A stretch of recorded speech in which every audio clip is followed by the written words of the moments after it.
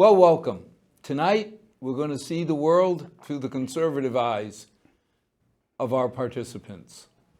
It's always interesting to hear the different opinions on the same subjects when we do the liberal view and then follow it up with the conservative view.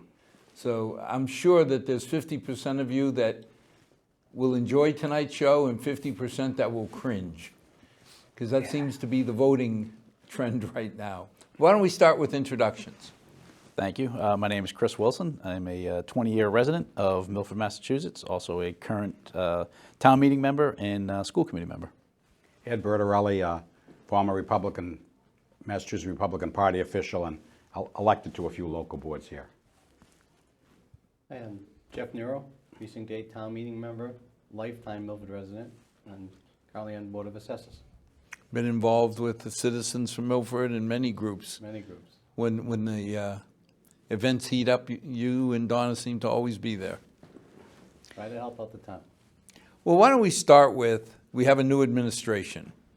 The last time we got together was in January, so we really haven't had a chance to talk about what's happening with the new administration. You want to lead us off, Ed? Start with the border. We only have an Crisis. hour. We only have an hour. Well, let's frame it with it's pretty clear that a significant percentage of the Biden voters, certainly 10%, 15%, were voted for Biden because they were worried about President Trump and his tweets and his mercurial nature. And Biden presented himself, or didn't present himself, because he campaigned from his basement and did very carefully controlled appearances, which if anyone else had ever done, he'd be pilloried for, even selecting questions. He campaigned as a moderate. Well, it was quick, within the first, 10 days, he issued, 40-something executive orders.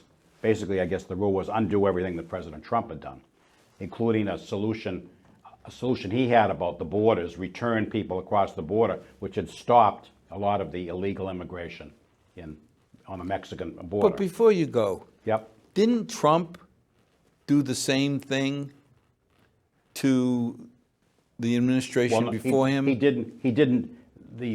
First of all, 40 executive orders have never been signed by a president, period. And he did this in his first 10 days in office. So it was a major scope of his thing. But beyond the executive orders was then his whole tenure became one of almost Obama light, that he came in, campaigned as a moderate or a sensible person, not middle of the road, but moderate left, almost like Clinton would run on.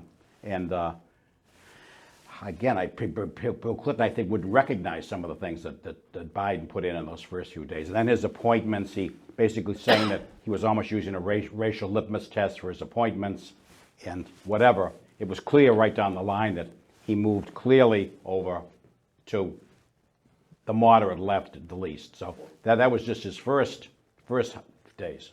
Why do you think the American people clearly bought that he was running as a moderate? Yeah. Why do you think they bought that? I mean, clearly, I knew what he was saying was not realistic. Yeah. You knew it. Everybody in this room didn't Right, believe what he was saying. But yeah. why do you think so? You think it was more that people were just frustrated with President Trump, or you just think that they really believed that President Biden was going to do this stuff? I think also part of it, because we always bring up the media, but the media was, Biased. except for some elements of it, unrelenting in criticizing Trump. Yeah, I mean, unrelenting. I mean, it was 24/7, even in the mainstream news cycle. So I think, never mind, Trump was outspent in the campaign because he wasn't able to raise money. I think a lot of the power brokers saw maybe Biden as a safer alternative. So Wall Street money and other things normally would go to Republican went to and then you had certain states, and I'm not going to say the election was stolen because it wasn't. However, in critical states, the state legislature has law in place, and then the governors and judges overrule the things. And the biggest example is mail-in voting, which is very prone to fraud, especially without proof of who you are. Mail-in voting, it was basically drop your ballot off and whatever. So we're not sure what happened with that, but that certainly helped in the process. But I think part of it, the public bought it, and I think largely with the connivance of the media, because they didn't They didn't question why this man was running from his basement, basically. And then they never questioned him. But let's start, Chris, do we have a crisis on the border or an inconvenience, or what do we have? I guess it's what is the definition of a crisis, but we certainly have a flood of people that are trying to leave a very bad area or economy and trying to make their way into America. But America's always been built on immigration, but immigration done in a very specific and a very rule-bound way. So yeah, I think there is a problem with it, because what gives the right of a person that it can come over the border, more rights than a person that is, say, over across the Atlantic Ocean, right, or across the Pacific Ocean? Well, just because our land borders touch with Mexico, how come that person is able to come over to the border and is able to get, citizenship or the pathway to citizenship over someone that physically can't swim across the Atlantic Ocean? So But, it is a problem. I'm confused. If I want to get on a plane and go to Europe, or get on a plane and go somewhere, I have to, in a lot of countries, I have to have a COVID test within, my service guys had to have it within 48 hours of getting on the plane to get into the country. Yet, I had people in Europe say, what we should do is fly to Mexico and then walk across, because then we don't need the COVID test. Yeah, it's funny when we become a laughing stock. That's what's happening. And it's just, there's no logic to it, Yeah, because but the whole idea of crisis, though, they denied for a week or two that it was a crisis, and then all of a sudden you hear the word crisis used because they couldn't handle it. Then they allegedly put the vice president in charge, who has yet to visit the border, to go down and examine the problem. And then they went in and showed the Biden era areas where people were being held, and they were very similar to the alleged, concentration camps the Democrats talked about President Trump using. So, and then Fox News has been interviewing people at the border, and some of them saying we came up here because President Biden or Joe Biden said you'd be welcome. And then you see, they asked a couple of people how they got up there. They flew to Mexico and then were bussed up to the border. Now you're going, or now you go, the other charge is even scarier, is the involvement of the drug cartels in human smuggling, with children, infants being dropped off, and stories of babies being left, whatever. It's horrifying. But again, not covered. but when you look at the media coverage, Oh, yeah. I saw a clip about an empty area that had children in it. And I got excited. They figured what to do. Then I found out they just moved them. It's amazing. Right. The media coverage is far different than it was a year ago at this time, or 3 years ago at this time. Certainly, right? There was lots of cameras put in place to really show how significant living conditions, or how deplorable, right, the living conditions were. And now it's more of, well, we do have a lot of people, but we can shift them into better elements. So the amount of people that are coming across the border hasn't changed, right? So, but what sort of resources and what sort of taxpayer money is being utilized? People, the number coming across has changed. Right. It's Yeah, or more, yes. 178,000, 173,000. That's Yeah. 100,000 more. Yeah, than that what kind of, again, I didn't understand it when they said we're making progress. Well, progress We to went what? from 178 last month to 173,000 this month. But There's still records of all time. But the fact that thing, if a Trump administration official ever said that at a press conference, you would have had Jim Acosta, whoever else they assigned to, get up and raise hell about it. But this is just, the White House press secretary seems to have a very easy job, because whatever she says, it's just accepted, whatever it is, no matter how crazy or how outlandish it is. So, But you're letting through, this is what I don't understand, because it appears you're letting through a significant population untested for COVID, no question. and you're letting them loose inside the U.S. Yeah. Because this catch and release, or whatever they call it. Show up for your court date. They'd be crazy to show up for a court date, because they're never going to be challenged. They're not going to be found again. So, But I can't blame the parents. I mean, Chris, if you can't? could not feed your children, what would you do? but who's to say that's true, Al? That's the point. We're believing something. We don't really know that. If they had enough money to pay a smuggler to get brought up there. The question is, what's going on in their home countries? And the president of Guatemala said it very clearly. He challenged the Biden and Harris administration on the facts. He said, I could tell you what it would take to stop it. And he went through what he talked with President Trump about. They were initiated in Guatemala to keep the people in the country. But part of it's the drug cartels, even in Central America, are dominant. So, I mean, again, I listen to the quote the media and I go, what world are they talking about? It's like crazy.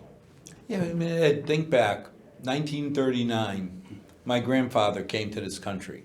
No, he went through Ellis Island, he did the legal shtick, but he came with $32.80 in his pocket. And even And he lived like a slave. I mean, he lived like a pauper, because every penny he could save, he sent back to take care of his 3 daughters. Yep. I don't know what it would take. I mean, I admire the fact that he left his family, and he got to see him once every other year. Maybe, yeah. You know, I mean, I have a fit if I don't see my kids every week. Yeah. Imagine leaving a country where you probably knew in many cases where you'd never return because it was a possibility just for economic reasons and other reasons. Yeah, crazy. So, you know, I can't blame the families, whether it's because of poverty or danger, because of the drug cartels. I mean, if my family was in danger, I can't tell you what I would do because I've luckily never been there. Yeah. Was the same when your grandfather came over, there were the same programs in place, like for work, and I think the message out there today that a lot of the refugees are getting, that just come here, we'll take care of you. You know, we'll give you, we'll feed you, we'll medicate, we'll give you medical, we'll give you everything. Well, I think for your grandfather, like you said, he had that drive to do, you know, Well, whatever he needed to do. Jeff, I have no doubt that if he got to Ellis Island, they said, do you want to work?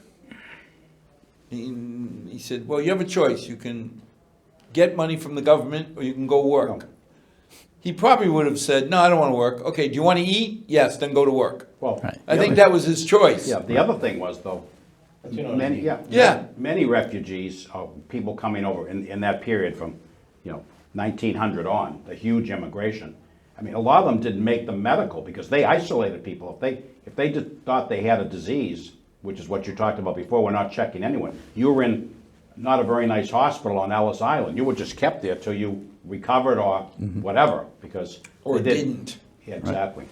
And I think back, there was a time too, before you could come to America, you almost had to be sponsored by a family Yeah. in America. So you had to have Yep. a job and housing lined up before you even set foot on American The soil. last house, in 41, my mother came over and bought a piece of land. It was called 88 Water Street, right up from Ruggiero, little consignies Yeah. now. We had 3 houses my father built on that street. Yep. The last house, we had the foundation in, and my mother came and said, stop. I said, what do you mean, stop? You're not building any more rooms in this house. It had 2 bedrooms, a living room, Yeah. a kitchen. Because we had had almost 10 families Yeah. live with us. Yeah. It's a classic. It was Yeah. and my father's logic was simple. He said, if somebody hadn't sponsored your grandfather, we'd still be back in the farms in the mountains. Right. But the fundamentals were, you helped out those families, and then those families moved on, Yeah. Yeah, right? the- And they moved on through hard work, saving, Yeah. and to The be able families to coming support over themselves. couldn't get money from the government to survive. Well, just have one of this group make it to Massachusetts, and it's a land of free health care. I mean, you're going to instantly come to Massachusetts. If you can make it from the border to Massachusetts, we're paying for your health care, lock, stock, and barrel with Mass Health. So that's what's happening with the state budget, and it's a segue into other things, but it shows you what the state is facing. But no, so Biden's first 100 days, I'd say mixed reviews. He's obviously been printing money like it's crazy and handing it out, so he does have a popularity rating somewhat, good rating, but again, it's through I think the what do you want to call it? The chickens will come home to roost soon, I think. Well, let's talk about the economy. Yeah. I keep hearing that there's 8 million jobs out there that can't be filled. that now it's getting exciting. We can go out to dinner again. We get double vaccinated. Except- we go through the 2 Yeah. weeks. And then the restaurant owners are saying they can't hire people. And apparently, in some of these states, you get $300 from the state a week. And you get 300 COVID. No, you get 300 extra on your, in Massachusetts. You get 300 extra on on- top of the 300 you get. No, there's your week, Massachusetts figures out your unemployment. And they add $300 to that, which is Right. federal relief money. That's it. But still, for a lot of people. But for a lot of people, that's 600 Yes. a week, or they can go to work for 550. Right. Well, No that's- matter what the supplemental funds are, it's still more enticing to stay home than to get on the business end of a Yep. of a job, Yeah. whatever that job is, and certainly you see on social media the landscaping crews that are looking for people, the restaurant owners that are looking for people, just the shop owners that are looking for people. So the jobs are out there. Yeah. 8 million jobs, you're saying? Yes. Throughout the United States, and it Well, that's seems what I like just read. Who there's- knows? But there's even if 100 it's in only Milford. 2 million. No, Yeah. it's 8 and probably, got what the government says, which means it's probably more. But, and then President Biden just said, for unemployment, right, you're supposed to actively look for a Yeah, job and yeah. get signed up. Yeah, Right, but no one's enforcing it. No, of course not. He just, again, mouthing the thing, yeah. he's just saying that Yeah. they're gonna enforce that. Yeah. We'll see. Somebody on the I don't- news that said she is having a hard time interviewing people for busboy or bus person, you Yeah. know. You'd be crazy to Restaurant. take a job like that, yeah. And says the worst thing is if I get somebody, then to get them to accept the job is 10 times harder because they have to put their name in. Apparently, when you go for unemployment, you have to say that I contacted at least but- 3 or 4 companies. But again, the unemployment, the state office is still working remotely. So what does remotely mean? The people who handle the unemployment, it's all done on computer. And, there was a big uproar about fraud in the unemployment because people were taking people's accounts and filing for unemployment for them. All they had to do was go back to the old method. When you filed your claim, for the first month, the checks came to your house. No one could then dog-nap your account because your check was coming to the house. What they were doing was, you may not know, or maybe you applied for unemployment. The only way okay? So my name is Ed Bertarelli. That's right. Mail my check to this address. No, it isn't even a check. Everything today is done with Oh, so direct deposit. direct deposit or like a debit card. So if they just put in the requirement for the first 4 weeks, it goes to a physical address, the ID that they're providing to file for unemployment has your address on it, your address. But it never sees your house, so. Oh, it goes right into his bank account. Yes, the Or wire transaction. somehow overseas, Now, you mentioned overseas if we go hacker. back to the old way. Yeah. Some of the things I'm hearing is that the policies we undid, like, I was surprised. I mean, it's horrible to split a family up. But when they found the mother and the father who were deported and the child in the U.S., they now let the parents in to come be with the kid. Shouldn't it be the kid goes with the parents in the country they're in? But he's here for a reason. That's why children are being sent over the border. This is the whole strategy. I mean, now the parents are reunited with children here. That's the strategy. I mean, it's mind-boggling to see how we're being played on this. Imagine the people who have to live along the border. But see, I guess Can you see that? I don't Yeah. understand the logic. Well- with the people who are claiming asylum because they're coming from a dangerous place.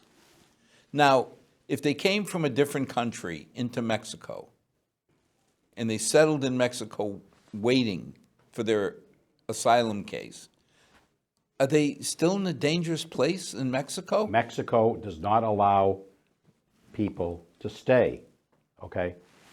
Their border is pretty heavily guarded on the southern side because they don't want immigrants, because they have their own problems. But if people make it in, they're brought up to the border, they're not welcome in Mexico. That's the question. And the people along the Mexican citizens along the border in northern Mexico don't want hordes of people coming up there that disrupts their lifestyle. A lot of American companies have plants and everything in northern Mexico. Ford has a big plant up there, and I think Bose has a plant No, there. that was NAFTA. Yeah, I'm just saying, but northern Mexico is very linked to the United States as far as economically, so, yeah. So what should we do? I mean, Well, I don't get the idea of how many thousands a month coming over? I know, but it's one of those discussions, there's no solution because either party doesn't really want to have a solution because it's a campaign issue. It's so, like so many other things, is really, but the problem was President Trump's policy seemed to be working as far as limiting the number of people to a manageable level so you could really examine them. But now we're at the stage where if it's 170,000 a month, who possibly could vet those people? It's impossible. Well, I think President Trump's language Yeah. deterred people from coming. Yeah. The border wall is going to be built. Yeah. You are going to be detained in Mexico. Yeah. President Biden basically said, "We're doing away with all that stuff. Yeah. The doors are open. Come on Yeah. in." There was no. There was. Yeah, but I we're- mean, you're- Jeff, you're right to a point. Trump's attitude, presence, was not a welcoming Well, presence to people who wanted to come over the border. why Right. should it be? That's the Well, point. I'm not saying, I'm just Yeah. saying, Yeah. when you saw his presentation and all, he basically made it known that you ain't welcome here. Right. Come here the right way. Now, come here the right way. come here the right way, but the people, the 170,000 coming over the border illegally, you're not welcome here. We're not going to take care of you. That's a very different message than President Biden saying, I will not deport anybody. Imagine how that resonated in those countries. It's the President of the United States saying that. People have said at the border, we came here because President Biden said we could come. I mean, they're just saying, in all innocence, that's why they made that trip. But again, we could go on with this one for whatever, but I think the consequence to the economy from what Biden is doing, plus the unchecked immigration, are going to be some of the things he's done economically with the energy policies and everything else.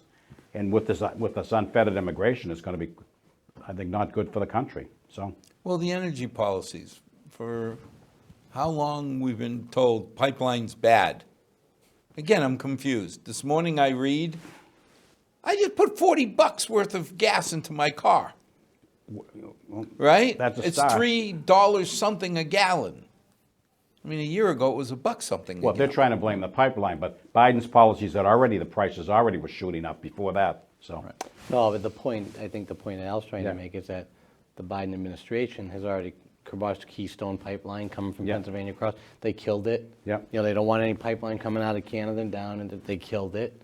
Which is, besides the many, 6,000 union jobs that killed, now to have a pipeline that's impacted by a hacker and see it really, I don't say critical, really Yeah. cripple the East Coast. It didn't really cripple it, but if it went on for a long time, It's you could certainly. painful in my wallet. It's painful. well, It's painful in your wallet. Don't you think it's a lesson to our enemies too, in all the countries in the world, that now we can hack an electric Well, system, we can I kind of do also everything. heard that That's what they say. they're not going to let the shutdown of this pipeline really critically hurt us.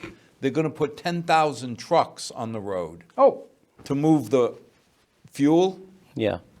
to follow the pipeline. Well, that was the same logic for the pipeline coming Yeah. out of Canada and Alaska. Well, we're going to truck it. yeah, Warren. That makes a lot of Yeah. sense, Well, right? if you're an environmentalist, You don't want that. help me understand how I want 10,000 semi-trailers. Exactly. Loaded with a dangerous substance. Right. Well, forget the With- danger. with The Just emissions, the emissions, The everything else. emissions. Yeah, they're hauling fuel, they're burning fuel, And when fully yeah. loaded, Yeah. that's wear and tear on our Yeah. roadways, right? So what's the compounding Yeah. effects that now roads have to be done every Yeah. 10 years instead of Yeah. every 15? Which they aren't even done at all, yeah. Right. So now are we going to turn and say pipeline's good? No, no. Well, I think the struggle is, and I just saw Biden just approve Vineyard Wind. Do I think we need to get to the renewable avenue? I do. Massachusetts is huge on renewable, right? But it's not going to be a flick of a switch. You can't just say, Of course not. you can't just say natural gas is bad. It's just. You say, all right, we're not going to allow any more natural gas to go in the ground. No one can buy natural gas. All right, what are you going to do? Are you going to buy something that's hydrogen? Are you going to buy something that's geothermal? That's going to be, who's going to fund you converting your house from gas to a geothermal? It's scary. A gas to Never a hydrogen. mind. Who's going to fund that besides Now, the infrastructure? fundamental question. Would you pay a little bit more to save the environment for your kids? Yeah, but that's like saying, Do you love your mother? like, do you like puppies? Right? But Come isn't on. it, would you pay a little bit more? I think you need all to- of us would say yes. You're right. I think you need to define little, but But yes. now it comes the definition of little. Well, and also, what measures are you using? So many of these arguments come from an elitist point of view, where the people who are making them don't work. They're in academia or they're in think tanks, and they think of these things, but the people out there, just like the Exxon workers, and I mean the pipeline workers and whatever, they're left in the lurch. It's scary. But Well, I learned something. I learned a new definition. What's the definition of somebody who's rich? you, No. Married with kids, by definition, I can't be rich. But- I would think that, yeah, just someone that will spend money without much thought. I learned a new definition. Yeah. Somebody who makes $1 more than I do. oh yeah, Because when they say, are you willing to tax the rich? I hear everybody say, yes. Now the definition, if you make 50 grand a year, somebody who makes $51,000 a year is rich. If you make 100 grand a year, it's the woman or man who makes 101,000. Because I remember President Biden saying, I would not, or candidate Biden, I would not raise taxes yeah, okay. on anybody making less than 400 grand a year. Sounds good. Reminded me of the AMT. Do you remember the alternate minimum tax? It was only going to be for those rich people. And then after years, it crept down and Yeah. bit us. Are we in the same spot? I mean, Well, where did the philosophy come from? And you hear it everywhere, even among some conservative people, where there's a resentment of people who make more money and are rich. And this, to me, comes from public education. It comes from academia. It's an ivory tower point of view. There's some problem with capitalism. That's, I think, the criticism. That's the dangerous thing, that there's a fundamental dislike of the system that's made our country the envy of the world. And yet, then you have people say, well, of course it isn't. Our country's guilty of this and this and this. So to me, it's a package all tied together that basically is about anti-capitalism. the problem I have with the definition being put out there is that you look at somebody who pays 20 million bucks a year in taxes. He or she is not paying enough of their fair share. I don't know about you, but I don't have many friends who pay 20 million in taxes. So for me to go to you and say, Jeff, you only paid 19 million last year, you didn't pay your fair share. But what does fair share mean again? Well, but again, you paid 19 million. Right. That's fair. I never paid 19 million in taxes. But even the whole point of the language is the whole thing. It's accusatory. Fair share. What does that mean? It means nothing. It's designed to, it's like the charges of the wokeness in people, the cancel culture. It's all, I think, to me, all tied together, which is a frightening thing, because it basically comes from a group of people who, to me, are either in academia, which to me is a major problem. I see it as just my own point of view. We've had, 40 or 50 years of colleges churning out people who've been basically, I don't want to say brainwashed, but they've been fed an agenda. And now you have these people on corporate boards, woke companies like Coca-Cola, wanting to boycott states and whatever. What? This isn't But about you whatever. bring up the college. Yeah. This whole idea of we're going to make college free. First of all, I don't know how you pay for it. You're going to pay for it, I guess. at the point. Somehow, Yeah. somebody's going to pay for this thing. But when I think about it, and I go through and I say, okay, why should I pay and then pay again and then pay again? Because one way or another, I mean, I look at my little Holy Cross, 2,800 kids, little school in was $72,000 to go there. Now, if the government comes in and says, we're going to forgive your loans to go there, Good God. why would that school tighten up?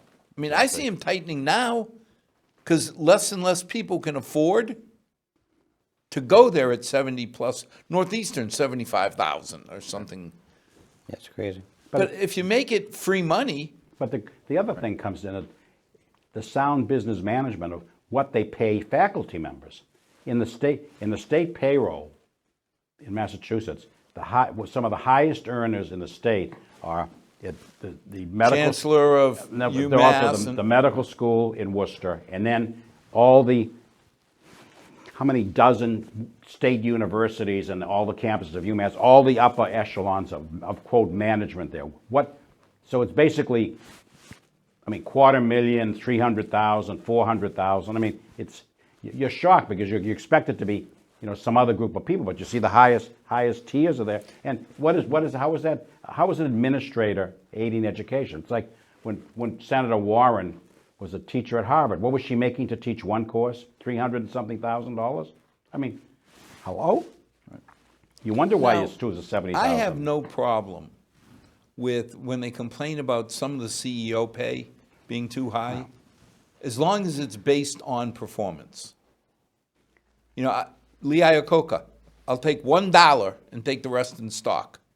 If I turn this company around, I'm going to make a lot of money, but all my stockholders are going to make 10 times more. But why should the conversation be about? See, that's what I'm saying. The framing of the conversation itself is warped because CEOs, so attack CEOs of companies that make our country powerful and strong. This is what this whole agenda is all about. But see, the fundamental question I have is, why should I care what you make? Well, yeah, that is the I hope Jeff makes a lot more money than I ever do, and that Chris makes a ton more than you make, just in general. Right, why not? Well, as you're saying though, right? You're attacking the CEOs that are running companies that have the inherent risk of making sure their companies are successful. But then you have a college and a university who just want to, their whole revenue stream is to charge as much for each student that's coming through the door. So why is a CEO of a major company under the microscope, Yeah. but a major college or university that's charging $75,000 a year, they're not under a microscope? Instead, well, let's just supplement that tuition at the end of the day. And again, you say, how much are they getting paid as a professor? I don't know of any company. Does your company every 7 or 8 years give you a year off with pay to go refresh on sabbatical? And then you will look at the other scary thing is what's being taught in a lot of public. We could get into that as a whole other discussion, but the whole thing of the economy is, with the tone Biden's setting, it's almost an anti-free enterprise thing, because the incentives, this unemployment incentives, which is keeping people out of the labor force. I mean, that's the scary thing, because small business is you said this on the show repeatedly. Small business is the engine that drives America. Yes. And if small business can't hire people, I mean, look at Milford. 90% or 95% of the businesses are small. yeah, You've got a Waters, love them. You've got a couple big companies, love them. Yeah. But all the Lilliputians, when you add them up, it's everything. they're bigger than Gulliver. Yeah, You just look outside and see how many in this plaza, how many little businesses there are. Grocery stores. I forgot a figure in Milford. Years ago, I think over 300 people were employed in different stores in the town. Now it's much larger. See, What a great way what to I put don't people to- understand is why I should care what Chris makes. Yeah, I hope you do well, because your family would then prosper, and that's great, but I don't care. I really don't care what you make. Well, I think the argument is, and I don't understand it. I read an article today about Major League Baseball, right? I forget what team they mentioned, but the owner bought it for $2.4 billion. And he's allowed to depreciate that over 15 years, tax-free, write it off for 15 years, on the premise that it's going to be, at the end of 15 years, it's going to be $2.4 billion. Well, at the end of 15 years, it's going to be, God knows what, 4, 5, 6 Yeah. billion, right? So the argument is, well, when he sells it, that's when we'll get the tax on it. So basically, the argument was, so you're giving this owner a $2.4 billion, really tax-free loan till he sells it. Yeah. That's where I don't understand the tax laws. And like you said, no matter what Chris makes or Ed makes or you make, how do we make it even? How do we spread it out to make it fair? Well, I don't Well, and again, understand you that. take something like Major League Baseball. My inherited daughter's girlfriend married a guy, I didn't even know who he was, it shows you how bad I am. He played for a baseball team, the Red Sox in Boston. And he got up and said he would not play for a measly $12 million, right? That he had to have $15 million or nothing. The next year, he was playing for $1 million with Chicago White Sox. It's the luck of the draw, yeah. So you sit there and say, now, wait a minute. God bless the athletes, because they're going to get what they can get. Yeah. But if I'm a baseball player, what's my other option? Not many of them can go into the corporate world and make that kind of money again. But I think this gets down to the thing, and I mentioned this a couple of years ago. Jim Rappaport was chairman of the Republican Party for many years, and I knew him. And he was very frank, because he came from a family that self-made. His father was a very wealthy real estate person. He goes, Ed, when Congress writes the tax laws, when the state legislatures write the tax laws, guess who you think is in the room?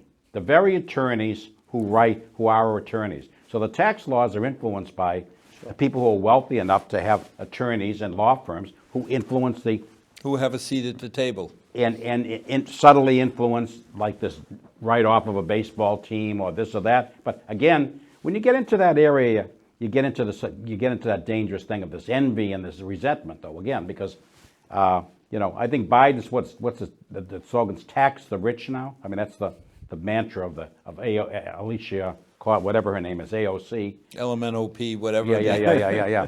That tax the rich, whatever that means, and But again, I love it, because tax the rich means you make $1 more than I do, so tax him and don't tax me.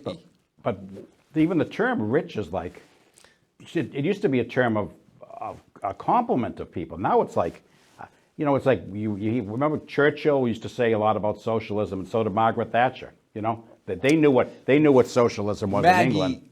She was the best with her comments of socialism is the best form of government until you run out of other people's money. Yeah.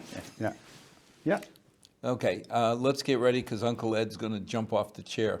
Oh. Liz Cheney, any comments? No. Don't really know a lot about it, other than I can say that I know she was very critical with Trump, and obviously has since paid the price for it, right? Yep. I mean, so Now, and it if you makes listen sense, to so. CNN, they're telling you that she's getting fired. Yeah.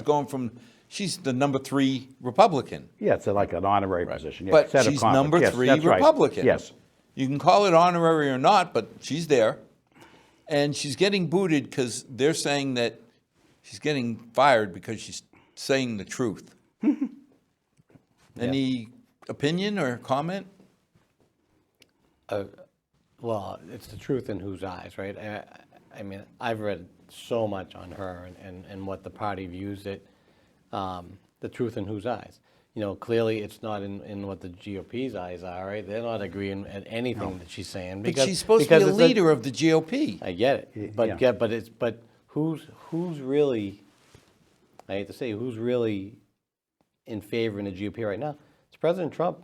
It still has a lot of sway. And we'll get into that next. But And- my problem with the whole Cheney thing is, you call it ceremonial. She's supposed to be a cheerleader Well, for I the meant- GOP. Yes. She's Well- number 3 well, in the GOP. I meant ceremonial just in a certain aspect. You're exactly correct. Yeah. I mean, when you think of the House whip, not supposed to be somebody who says, I hate Republicans, or in this case now, I hate Democrats. Okay? You're supposed to be somebody who cheers Well- on your team.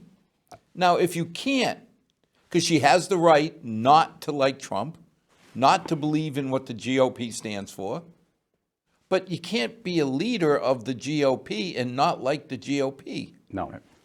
And that's what I'm Yeah, struggling with. The very fact that you mentioned CNN, CNN would only have a Republican on if it was divisive toward the Republican Party. But the Cheneys, Newt Gingrich had a very good remark about the Cheneys. And, I was very supportive of President Bush in both campaigns. I was appointed by him to different positions. And Vice President Cheney was very able, but they're very canny people. I mean, they're very politically astute. And Liz Cheney didn't make this move out of thin air. And yeah, you're right. if she were simply a member of the caucus, she could say whatever she wanted to, and she'd answer to the voters in Wyoming, is it, I guess? Yep. But she's number 3 in the caucus, and she's supposed to represent the Republicans. Well, you know, they first, when she ran for election, people said, let's give her a chance when she criticized Trump at the first place about whatever. And now it's just continued. And I'm wondering if her continuance of criticizing Trump is to some other agenda or an issue. And as I said to you before we were on air, imagine if the number 3 in the Democratic leadership had said something about Obama or Biden. They'd be out of there in a minute too. So it's... Yeah, but would they have the fanfare? Well, again, that's the media. The media doesn't like, let's get it straight. The media does not like Republicans. They didn't like Trump. They didn't like John McCain. And that's a fact. If anyone wants to argue They it. weren't big Bush fans. They weren't. So let's go back. Ronald Reagan was non corpus mentis, according to them. So there's been not many they liked. But let me ask you this question, though. So Liz Cheney is vocal. She didn't agree with President Trump's policies and what his statements, his Twitter and Facebook, whatever she didn't agree. So do you toe the party line because you're a Republican, or do you say what you feel? I mean, clearly, you know, talk about Democrats. Clearly, we have Democrats to do with AOC. I don't want to know Oma. They clearly could care less what the leadership is saying. But they're not, But they're wait a not minute. leaders. They, that's the point. see, here's my problem. They're not number 3. I am a vice president of a company. When I accepted the role as vice president, I lost some of my flexibility. Yes. I can't get You're up. the company now. I can't get up and say, "Oh, my boss is El Stinko, and he doesn't know what she doesn't know what." Wait a minute. You're paid to be a leader in this company. Yes. Like it or not, there's some responsibility that comes with it. And that's the issue I have with Cheney. I have no qualms that no hesitation to support her opinion. She was elected by people in Wyoming, and she should have the right. But not to take a leadership role and undermine the party she's supposed to be leading. That's where I'm struggling. Yeah. I think in your example as vice president of the company, though, is a little different because I would expect you, maybe not in public, but you to shape what the message is going to be. Yes. With the president. Yeah. So when it comes time for you to speak about the company, you're not going to talk about the president, but you've already had that discussion. No. You know, And you can and work if you don't like internal. it, and if you don't like it, there's the door. Right. Right. You can resign. You can resign. Yeah. Right. But see, I'll agree with you that it's a lot easier to shape. If I don't like the way things are going, it's a lot easier to shape it inside. But do it quietly. yeah. Don't undermine, because there's isn't that going to the point, be though? Republicans running for office that get hurt when she gets up and says, "You know what you believe in? That stinks." Yeah. The other thing that comes out in this is that there's a wider range. So you say, you know, there's not a unanimity in there. I'm sure there are members in the Republican caucus, and there, I think, 5 seats from majority. That's how close it is in the House of Representatives, that don't care for Trump or his style or whatever. But there's a way of handling it that's a totally different issue, you know, than she did. And I think her remarks were selectively, they weren't leaked, they were given to friendly. The New York Times, for example, you know, things were planted in there about whatever. And that's, you know, again, that's her right, but as a leader and consequence, it's, you know, there. And I think honestly, it's much ado about nothing. I think she's aiming to try and counteract any influence Trump might have in the coming, you know, congressional elections. And there I would side a little more with her, because I think President Trump shouldn't be settling scores with people he doesn't like in a Republican. So I go there that way a Take a little. look at Georgia. Trump did not, in my opinion, did not do the country of conservative influence any favors by going down to Georgia and belly aching about a lost election. No. And the Republican Party lost the Senate, in my mind, because he did. I really believe if he had not gone down as Trump with guns blazing and "oh, woe is me," he might have saved one of those seats. He couldn't help himself. And I analyzed the voting in the state, and and normally you'd have a big fall off between the presidential election and the special election. Well, in the selected precincts around, the heavily Democratic precincts around Atlanta, which is a megalopolis now, and it's an increasingly large black population, many of whom, African-American population, are coming from Detroit and other cities back to Atlanta or to Atlanta because it's a prosperous area, it's very favorable, it's ethnically diverse, culturally diverse, and so the population is increasing with a lot of emigres from the north, Chicago, Detroit, whatever. And so that turnout was the same as the presidential, which is unheard of. What hurt the Republicans was the rural counties, a lot of the regular Georgians, the small town Georgians, stayed home because they believed what Trump said about the election being stolen and that their votes didn't count. And if you looked at the counties, 10 to 15% of the people didn't normally be very high voting places. 15% could have changed the result. There's no question. And these are very high voting Republican areas, 5, 6, 7 to 1. The margins were lower because people said, well, the president said, hey, this is all. My vote doesn't count. Exactly. Chris, let me ask you a question. Are the people who follow, are they following Trump the man or Trump the ideal?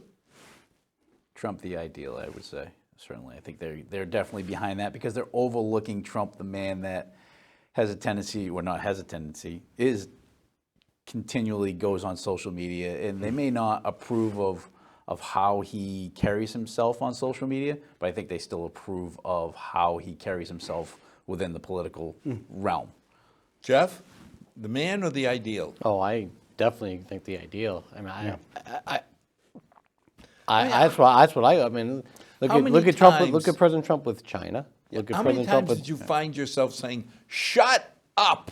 Well, because he's How many he's- times a day? He's Or- throwing away, he's throwing away goodwill on things like China and whatever. There's always been from the Bushes on, say, well, it's been in the past, but which we call the old term was country club Republicans. But that's, again, I'm sure there's plenty of Democrats who are country club Democrats, but it was the corporate interests and the Wall Street interest and the big government interest, the internationalists and the Republicans, the Bushes. Nixon was a very prominent internationalist. I mean, later on in his career, the opening to China, all of this stuff. Trump was but yet on immigration, very favorable to immigration because of labor rules. Trump was an antidote to all of that because you saw when he ran for president, he had 15 people on the stage with him, and he clearly differentiated himself from the standard Republican views, and a hell of a lot of people like that, going, well, Jesus, no one's talking my language. No one's talking about how my company got closed, how my company was this or that, and it resonated with, if you look at his vote turnout in like Iowa and in Ohio and whatever, Florida, huge giant, turnout. So he wasn't popular in the major urban areas, but yeah, what he stood for. But his But person, Dal's point, Yeah. had he toned that down this election, he was a walk-in. Yeah. see, that's what I never He was a- understood about people who wanted to impeach Trump. I sat there and said, oh my God, if you got rid of Trump, Pence would have moved in. Pence was a lot more politically aware than Trump ever was, but yet he was so farther right than Trump. Yeah, but you wouldn't have known that because he was presented just like Biden, a moderate professional. image. Yeah, but I had a funny feeling that if that guy got power, Well, now you turn around and you say, to Trump's credit, the Iranians, the Chinese, you think of Jimmy Carter. Don't do it. Please don't do it. Come on, please. yeah. They never thought Carter would Well, do something. a lot of people don't even vague memory of Jimmy Carter. That's how uneventful But I he mean, is. you Yeah, got the same yeah, thing yeah. with Trump. I think some of these countries, like Iran, they were worried that if don't- they crossed him, he might make a decision that would hurt them. You don't think? I and agree. When people are so interested in talking about Russian interference, again, as I said on one other show, Russia's economy is smaller than New York's, California's, and Texas's. Separately, each state separately. It just shows you how weak. You don't think that the Chinese, with their hacking and their dominance in the media and other, subversive something, that they weren't playing an active role in helping Biden? I mean, if they're going to accuse the Russians of doing it for Trump, let's go the other way and go, because it seems to me, I think China's got everything it wanted out of Biden, because he's clearly, his administration is, whether they're pro-China or not, I think they're indifferent to a lot of the things that the Chinese are doing. That's all my own view. Is it really indifferent, or is it just he's making sure there's as little controversy as possible? No, what I meant is the intricacies of his administration, not what he's doing. Some of the policies he's Because, put in. I look at Iran. Oh, whoa. What are we getting into again? And why is it we need Iran more than they need us? Well, the people, the countries in the Middle East are terrified of moving toward Iran. All the Saudis, all the Emirates, even Iraq, because the Iranians, they used a lot of that money that Obama sent over to subvert a lot of the areas. I mean, that's the big enemy there is Iran. But Yeah, it's that whole international politics, like Ed was just saying, where Trump was very strong-armed on those other international countries, right? And now Biden seems to be more wanting to be in the friendship role with these countries, right? Like try to undo all that hard-nosed kind of political wrangling that Trump has put in place, and now it's being undone. But what's currently happening in international news, especially with Iran? So it's something that needs to continually be watched. When I and think can be of North scary. Korea, oh, yeah. I liked the policy we had where we're not giving you anything till you Behave. show us. Because in the past, I felt like a patsy. Oh, you promise you're not going to do this. Here's aid, here's money. Yeah, they played every president for so long that it was amazing. And then all of a sudden, it's like, you lied. Yeah, I did. Yeah, I did. Yeah, sorry. Sorry. Now, let's talk about what you're going to pay me Now. to do what I already said I was going to do. But I didn't do. But I didn't do it. Yeah. I mean, before, I liked this idea of saying, we're not giving you anything. And I feel bad because, you can bring up that people are starving and...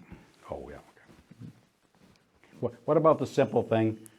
You wonder why Trump wasn't popular in the United States. Tell the Europeans, pay your fair share. Oh, for NATO? Over NATO, pay your fair share. When you look at what they didn't pay, and anyone who could We're paying 75% of NATO. yeah. Right.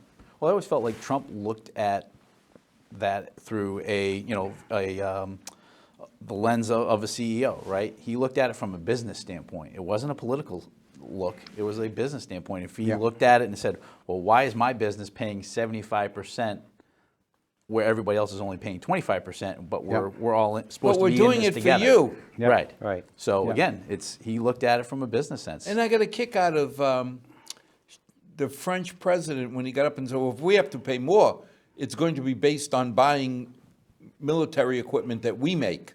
Okay. Well, wait a minute. Then can we say the same thing? Don't we get the same option that, okay, so no French military equipment's being bought with the 75% of the Yep. money America's Yep. chipping in? Yep. Yeah, again, that was those negotiations. I'd listen to him and I just wanted to take a potato and stick it in his mouth. But again, yeah, it's But at the end, we got them to pay a little bit more. you asked the question a couple of minutes ago. Why was it the person or the what he stood for, the principles that he stood for? And many people who weren't realized we were getting a raw deal through the world, and we were getting basically looked down upon for paying their bills, saying, "Hey, it's about time these people stop paying their own bills." I mean, it's a simple thing, but gee. Will Trump come back? Yes. You think so? Has he gone away? No, but they're talking about the next. I mean, the next big thing is 18 months from now, we have midterms. Now, historically, the party with the president in place goes down a little. A lot, sometimes, yeah. A lot sometimes. But even if they go down a little, That's it. if they go down one seat in the Senate, Yeah. the dynamic totally changed. I don't know, how much is it in the House? 5? 5. I Yeah. think. The Five. the other in the room is that we're going to do the congressional redistricting. And the Republicans, because of the migration to the south and the west, are going to gain seats there too. So I think the combination, I think Trump would have a role in the midterm elections. I'm not sure. First of all, if he ran again, he'd be a little older than Biden was when he ran. I think honestly, there's a lot of good young candidates, and I say young, 40s, in their 40s and early 50s. These aren't young kids. But they're good. Senator Cotton from Arkansas. There's others who who come forward, and I'd like to see Trump help the party by channeling the energy people have. But can he get out of his own way, Well, Ed? I don't know, but the question is, that's what I would like. But I guess what gets me a little is no one asked those questions about other leaders. That's why I always thought the media had him in a bullseye. Yeah, but at the end of the day, Well- when you graduate college, where do the political science majors, they're liberal. Yeah, a lot of them are. You try and find how many conservative poli-sci majors at Holy Cross. Well, yeah, but again, but remember the point I said at the beginning of the show, what colleges and universities are churning out, and now these people are CEOs. I mean, I'll get one achievement Trump did with Mitch McConnell was the federal judges and all the judges they appointed, and they were vetted, through different groups of people, and he made some outstanding appointments, in my view. So there's a legacy there. Well, that's something on our next show. Yep. Because I don't think people really thought that the main influence Trump had was the appointment of Supreme Court justices and judges. Yes, I mean, McConnell was a machine, master at it. an absolute machine. I think he got like 400 through. Yeah. What's his nickname is the Turtle because he's just so quiet. You just don't even know that He's he's like a bulldozer. Yeah, It doesn't look like it's moving. Yeah. But somehow that mountain in front of it It's going. is going. Yeah. So, Chris, welcome to the group. Thank you Yes. very much. Appreciate We're it. Welcome coming aboard. to the end, and we'll have enough to talk about in 6 weeks when we're back. Oh, it'd be great to do that again. Yeah. And you imagine what's going to happen in that length of time, the way things are moving. So as always, I want to thank our 6 loyal viewers for joining, for listening to us. Obviously, if you have an opinion that you'd like us to consider, send it on in.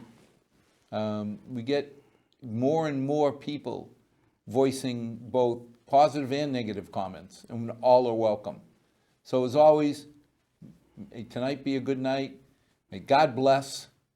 And may tomorrow be a better day than today. Thank you for joining us. Thank you for watching. Thanks, Al. Thank you, Al. Thank you.